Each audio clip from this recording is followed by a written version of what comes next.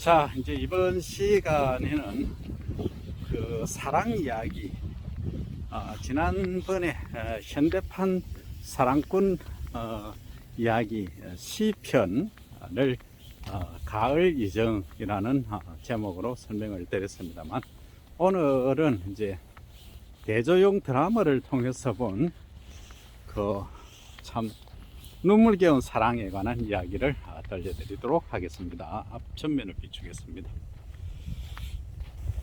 자, 이 이제 사랑 얘기는 수경 아씨와 초린 아씨라는 초린 아씨라고 해야 됩니까? 어쨌든 좋습니다. 수경 아씨는 누구냐면 고구려죠. 고구려의 마지막 보장왕이죠. 보장왕의 조카 딸입니다. 거의 뭐 딸 이상으로 상당히 그 예뻐하던 공주님이셨는데 뭐 일단 그 주인공이 누굽니까? 대조영 하면은 잘생겼죠. 잘생겼죠. 무술 잘하죠. 머리 좋죠. 뭐 인기 짱 아니겠습니까? 요즘으로 뭐라 하더라. 뭐라 사던데 뭐 품절남이라 그러죠. 최수정 씨가 그냥 봐도 잘생겼지 않습니까? 그래서 품절남에 싫어할 사람은 없겠죠. 그런데 이제 초린이란 여자는 누구냐 하면, 초린은 그러한 부족장 가한이라고 있습니다. 그 부족장의 딸이죠. 딸인데 이제 그 사랑 이야기 하기 전에 이 대조정이 왜 대조정이냐, 사실 왜 그 발해를 세울 수밖에 없었는가를 위대한 인물이 될 수밖에 없었느냐, 그분의 자질을 한번 이렇게 쭉 보면 여러 가지 중에서 당나라에서 이제 도망쳐 나와 가지고 그때 이제 계필사문이란 그 말갈족 우두머리가 있었는데 그 산채에 이제 숨어 살던 비적이죠. 비적 집단을 이제 톱을 하면서 이제 결국은 그 핑계로 당나라를 이제 빠져나와서 이제 결국은 영주 땅, 그란족들이 살고 있는 영주 땅에 가서 이제 거기서 활동을 하려고 했는데, 이제 결국은 그란족에서 알게 됐습니다. 그래서 뭐 모든 곡식이라든지 이런 것들을 판매하지 못하도록 하는 그러한 이제 상황이 돼 버렸습니다.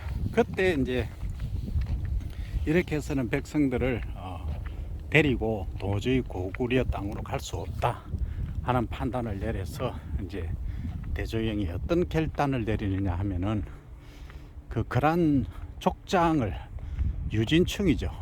그러니까 초린 아씨의 이제 아버지를 만나러 갑니다. 그러니까 적진에 뛰어드는 거죠.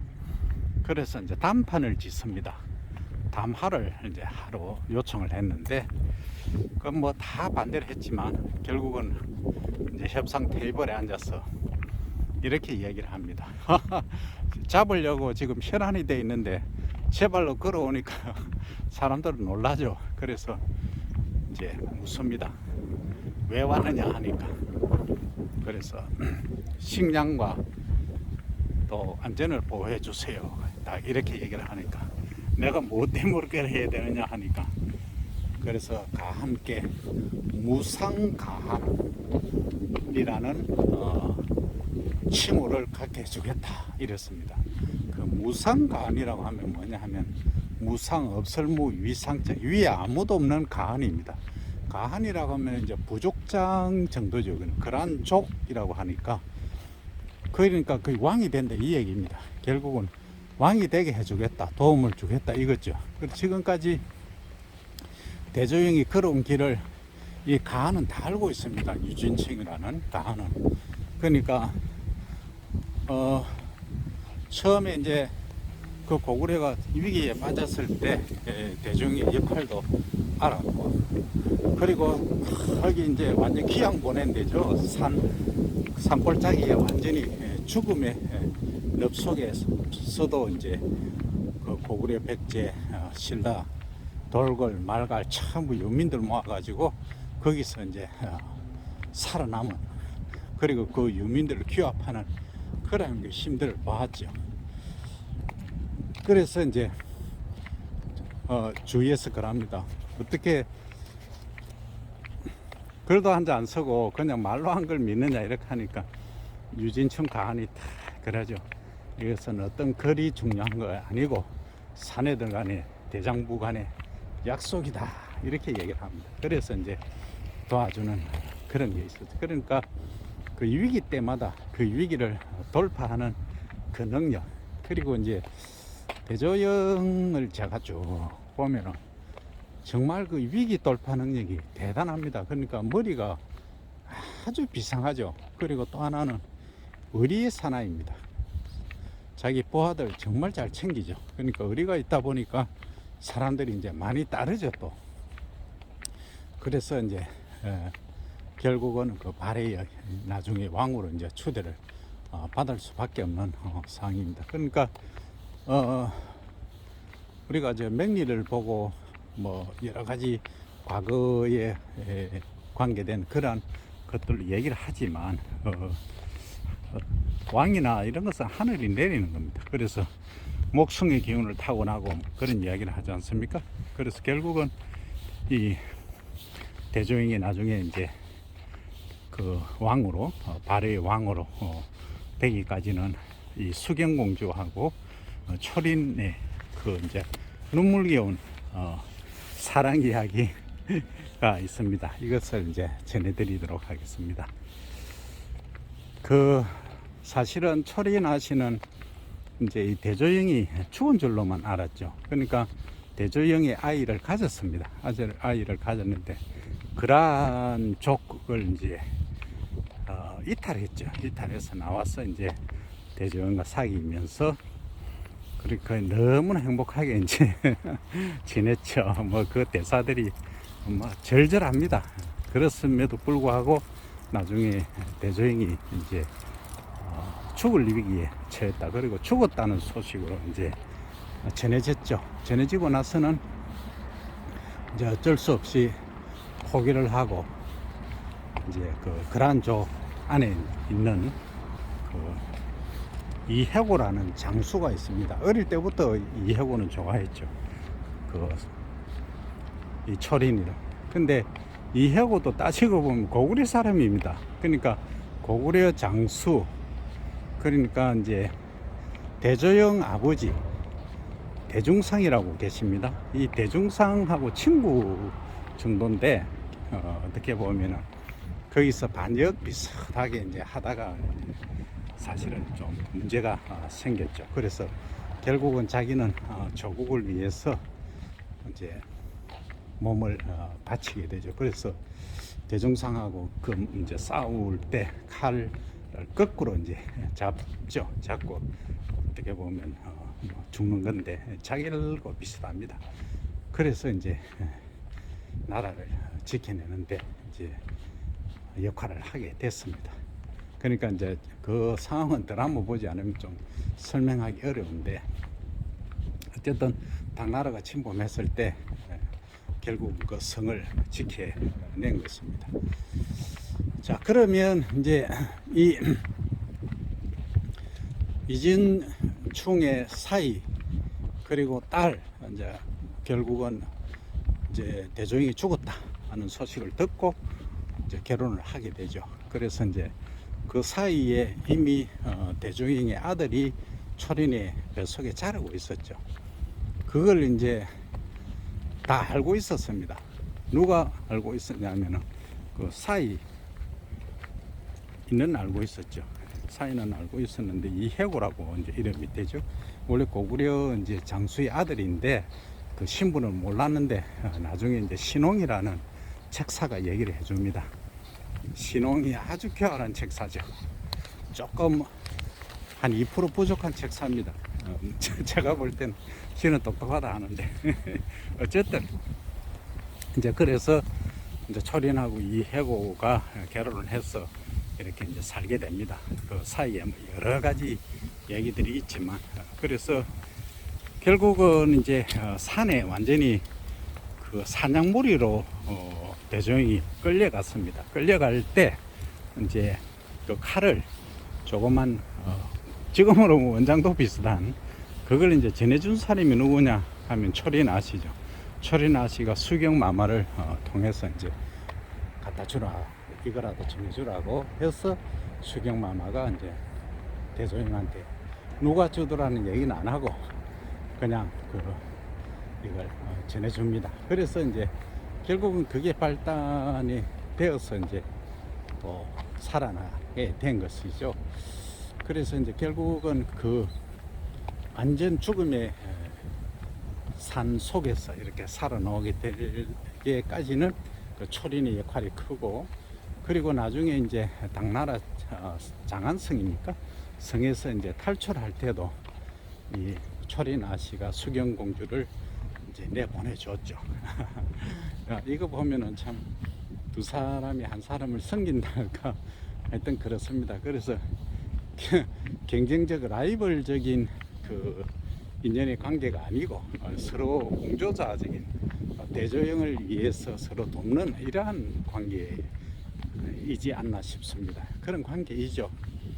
그게 이제 어떻게 보면 제가 허준 드라마를 너무나 사랑하지만 거기 보면은 예진아 씨와 그 허준 선생님 부인 하고 똑같은 어떻게 보면 이게 오버랩되는 부분이 많습니다. 그러니까 허준 대감을 서로 이제 사랑하고 존경의 사랑이죠. 어떻게 보면 하는 그 여인 같은 그 마음 아닐까 싶습니다. 그러니까 이런 말 해도 되나 잘나고 봐야 됩니다.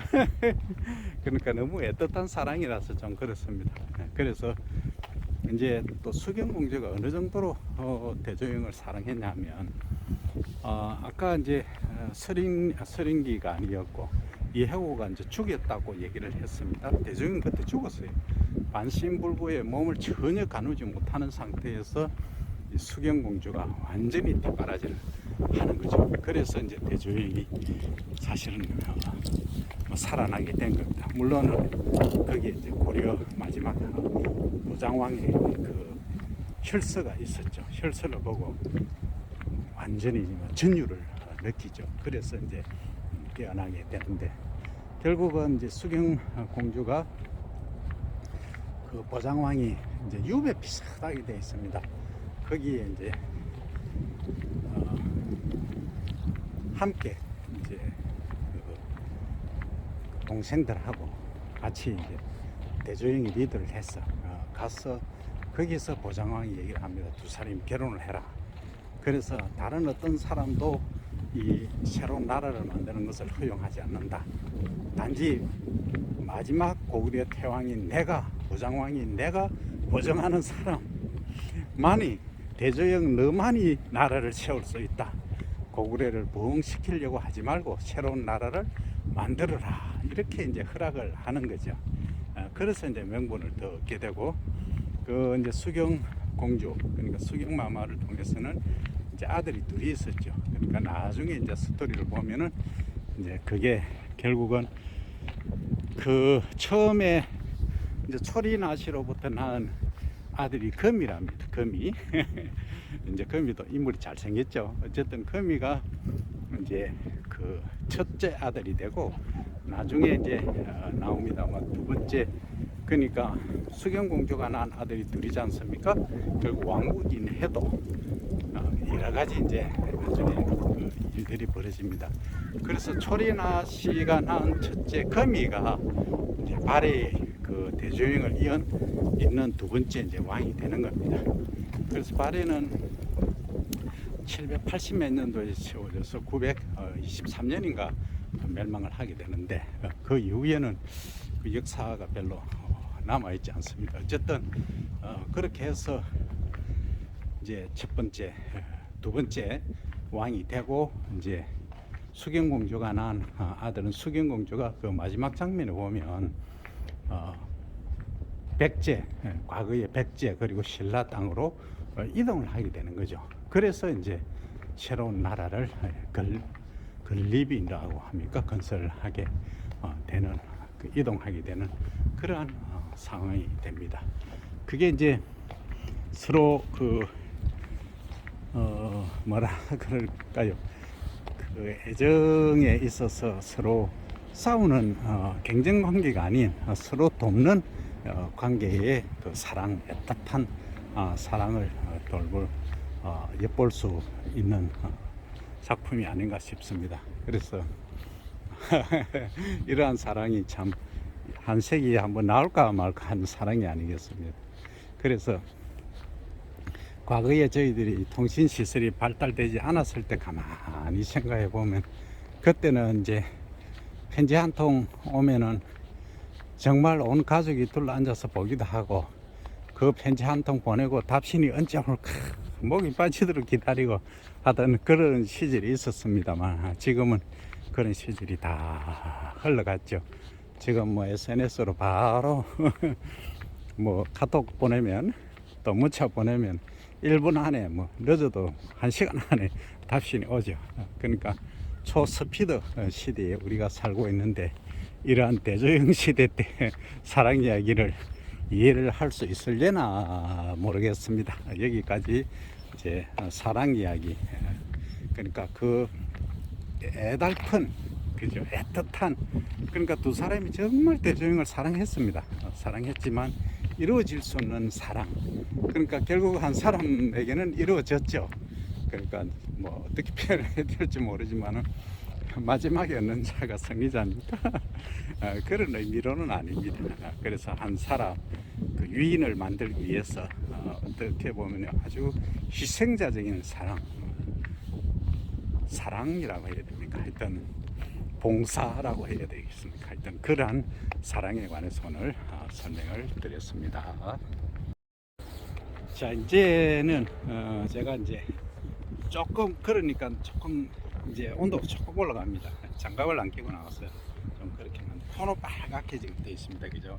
자, 오늘은 그 대조영 드라마를 통해서 본 그 리더십에 관한 이야기를 한번 진행을 해 보도록 하겠습니다. 첫째는 대조영에 대한 리더십, 그리고 그 안시성의 양만춘 장군님에 대한 리더십. 그러니까 그분들에 대한 리더십은 뭐 한마디로 솔선수범입니다. 능력과 솔선수범. 그러니까 그 안시성 어느 수나라죠, 그죠? 수나라 때 그 을지문덕 장군이 40만 그 수나라 그 병사들을 무찌른 그러한 전례가 있지 않습니까? 그 이후에 이제 당나라 역시 마찬가지입니다. 지금 이제 안시성은 당나라 이세민이가 100만 대군을 이끌고 왔는데 물리쳤지 않습니까? 그런 거 보면은 정말 지략이 중요하고, 그리고 하나로 뭉칠 수 있는 그 리더십. 그러니까 리더십 없으면 그 어떤 군주나 어떤 리더도 그 발전이 없습니다. 근데 이제 100만 대군을 상대로 싸워 이길 수 있는 그 힘은, 그 원동력은 자신의 무한 봉사가 아닌가 싶습니다. 그러니까 그렇게 많은 사람들이 대동단결 이제 일치할 수 있는 거죠. 그래서 이제 패거리 정치 또는 패거리 집단이 아닌 정말 오직 백성만 보고 가는 그러한 것이 아니었나 싶습니다. 그런데 이제 우리가 기황후라는 드라마를 통해서도 봤지만 결국은 군주가 무능하니까 전부 밑에 놈이라 해도 됩니다. 그러니까 결국은 배관이라든지 이런 놈들이 뭐 다 이제 나라를 망쳐 버리게 되는 거죠. 그리고 전쟁 좋아하고. 그러니까 남의 말은 절대 안 듣죠. 그러니까 무식하면은 남의 머리를 빌려야 되는데 무식하니까 용감합니다. 무조건 뭐 나가자 앞으로. 그러니까 전부 자기 백성들만 다 죽이는 거죠.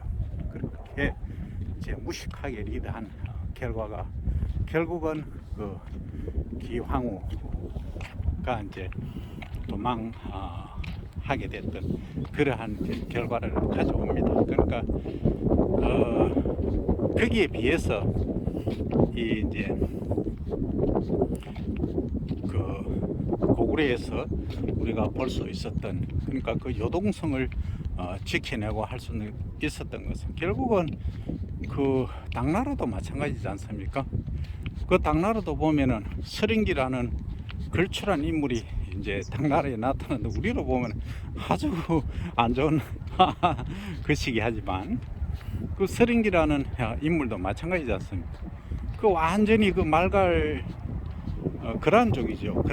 원래는 거란 족입니다. 그러니까 거란의 말단 병사죠. 그러니까 촌에서 태어나가 먹고 살 게 없으니까 병사 돼서 왔는데, 그래가 자기는 이제 여러 가지 지형 지물이라든지 뭐 많은 게 참 많았어요. 그러니까 그런 모릅니다. 그런 모르는데 아는 게 많다 보니까 그걸 이제 칠 수 있는 방법을 이제 당나라 중간급 간부한테 전달했는데, 중간급 간부가 공을 이제 가로채고 뭐 하는 그런 얘기 있습니다. 그래서 결국은 델림불은 되더라고요. 그래서 서린기가 나중에 이제 진짜 그 가면을 쓰고 나타나서 이제 저거 쪽으로 보면, 당나라 쪽으로 보면 큰 역할을 하게 됐죠. 그래서 결국은 이제 당나라가 승리하는데, 일부 이제 승리하는데 기여를 했다. 그 이후로 이제 서린기가 대장군으로 임명이 되고 이제 커졌죠.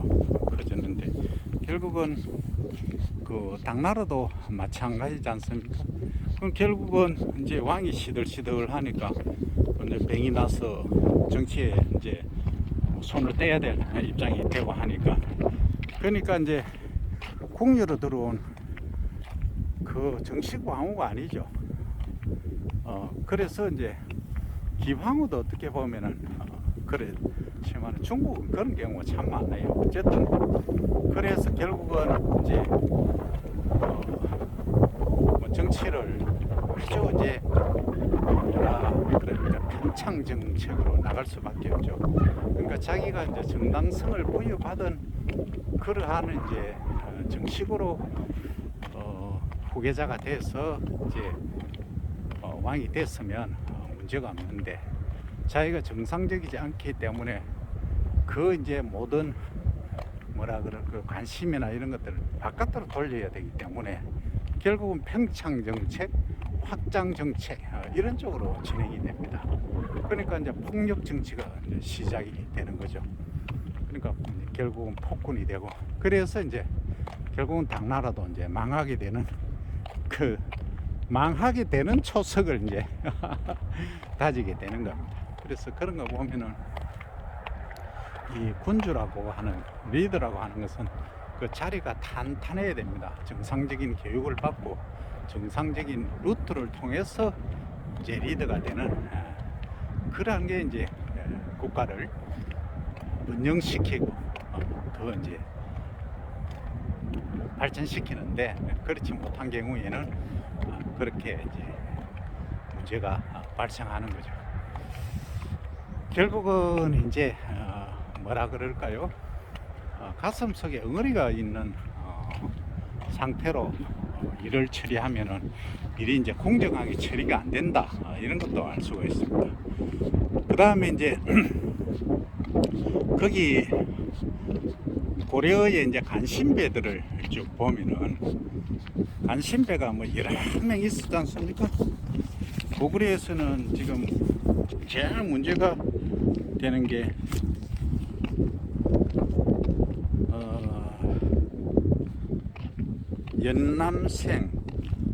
연남생은 누구면 그냥 영계소문의 장자입니다. 그러니까 이 멍청이가 하는 행동 보면 아주 멍청한 짓을 해요. 그래서 지가 이제 영계소문이 사실은 뭐 지금으로 보면 이제 국무총리 댁이지 않습니까?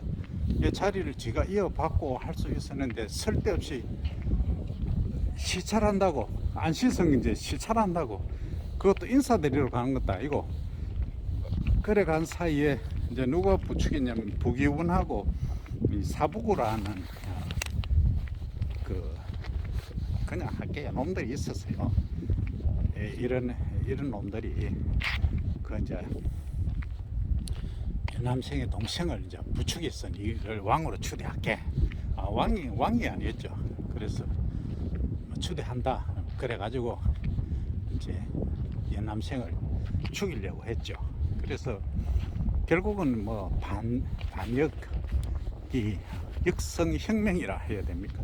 그 성공하면 혁명이고 성공 못하면 반역이라고 하더라고요. 반역을 일단은 이제 성공을 했는데 이 당시에 보면은 그